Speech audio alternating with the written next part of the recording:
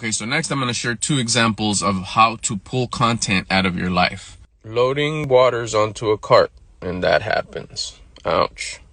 I was loading waters onto a cart, and I got a little tiny cut. Didn't even notice it till I got in the car, and I was about to grab the steering wheel, and I was like, wow, I'll either notice it right now visually, but I would for sure notice it later on when I use this. All right, so those are the two examples about the cut, right? One of them is just a little bit more simple, showed you what happened, ouch, it hurts.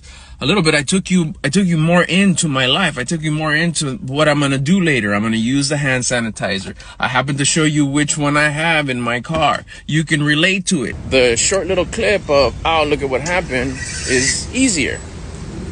The one with context, the one with a little bit of story, the one with the hand sanitizer takes a little bit more work. That's what I'm saying. You gotta do, but then you gotta practice. Practice makes perfect. Practice makes paper. So you gotta understand kind of how to pull the content out of your life and then practice.